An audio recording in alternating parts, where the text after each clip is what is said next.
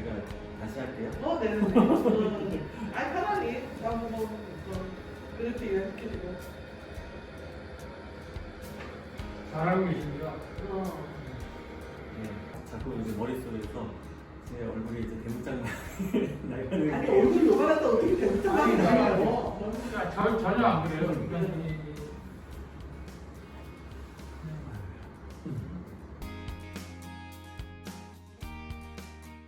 네, 안녕하세요. 오늘도 이렇게 나와주셔서 감사합니다. 안녕하세요. 네, 안녕하세요.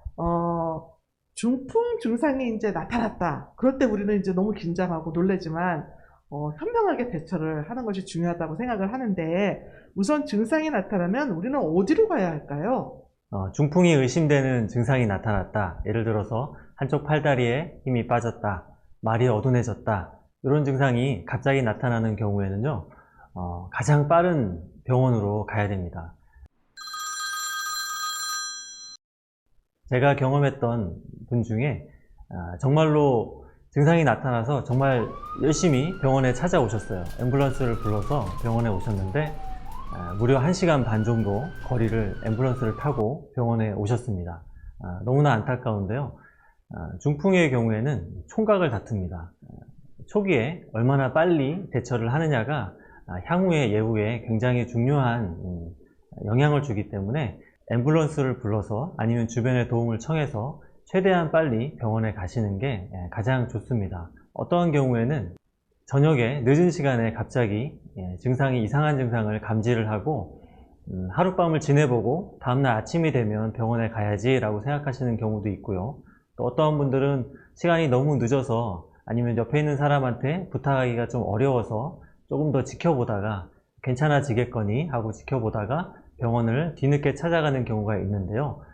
그러시면은 초기에 우리가 할 수 있는 처치를 놓칠 수가 있습니다. 그래서 중풍이 나타났을 때는 가장 빨리 가장 가까운 병원을 찾아가는 게 굉장히 중요합니다.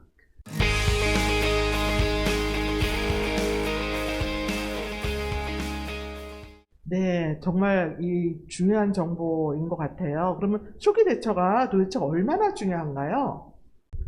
네, 중풍의 경우에는 초기에 대처를 어떻게 하느냐가 굉장히 중요합니다. 뇌경색의 경우에는 뇌혈관이 막혀서 또 뇌조직이 괴사가 되기 시작하는데 걸리는 시간이 있습니다. 그 시간 안에 투약이 되는 약물이 있는데요. 그 약물을 빨리 투약하는 경우에 그 예후가 훨씬 좋아질 수 있습니다. 그래서 그 시간을 3시간 정도로, 골든타임을 3시간 정도로 봅니다.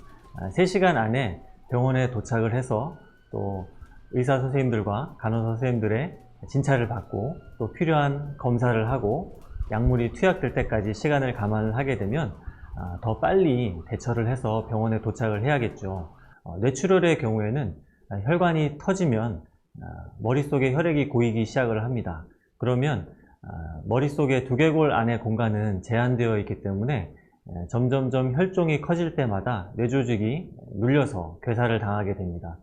그 손상을 막기 위해서도 뇌부종을 빨리 낮춰줄 수 있는 약물의 치료나 아니면 수술적인 요법에 대한 판단을 빨리 할 필요가 있는데요. 그 시간이 지체될수록 뇌 손상이 크기 때문에 중풍의 경우에 초기 대처가 매우 중요하다고 볼 수 있습니다.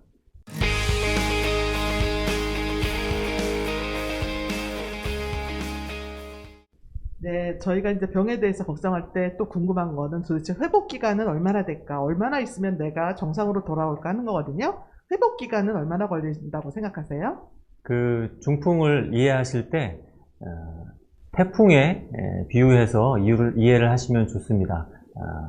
중풍은 5일 정도 기간 동안에 순식간에 지나갑니다. 그래서 그 5일 기간 동안에는 증상이 점차 심해져서 안정화되는데요. 그 기간 동안에는 아주 적극적인 치료가 필요한 시기이죠.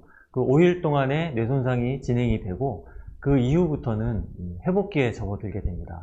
그래서 마치 태풍이 지나가고 난 후에 복구 작업을 하듯이 5일 이후에 일주일 이후에는 그때부터는 재활치료를 하게 되는 것이죠. 그래서 초기에 5일 동안 어떻게 치료를 하느냐가 굉장히 중요한 것이 그 이유입니다.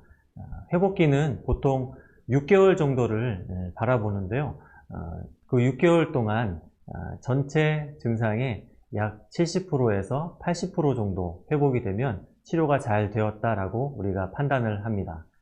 그 70%, 80% 정도의 회복이 되는 데 있어서 첫째 달, 둘째 달이 매우 중요합니다. 그래서 환자분들을 보면 중풍이 지나가고 난 후에 첫째 달과 둘째 달에 회복되는 양이 가장 많이 회복이 되어서 그 기간 동안에 어떠한 치료를 받느냐, 어떠한 처치를 하느냐가 중풍의 후유증에 있어서 굉장히 중요하다고 얘기할 수 있습니다.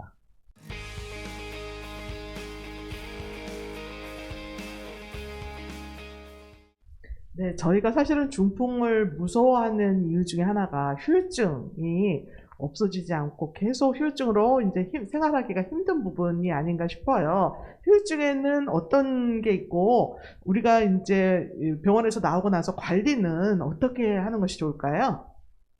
네, 중풍 후유증은 중풍으로 인해서 나타났던 증상들이 다 사라지지 않고 남아있는 증상들을 후유증이라고 하는데요. 그 후유증은 한쪽 팔다리에 힘이 빠지는 증상, 말이 어둔한 증상, 또 어지러운 증상, 중풍이 발생한 위치에 따라서 또 성격의 변화가 나타나기도 하고 또 보행이 휘청휘청 보행장애가 나타날 수도 있습니다. 그런데 그 후유증은 어떻게 관리를 하느냐, 한의학적으로 침치료도 하고요, 한약치료도 같이 하고 있고요. 그 이외에 물리치료, 부항치료, 다양한 치료법들을 통해서 중풍 환자들 관리를 하고 있습니다.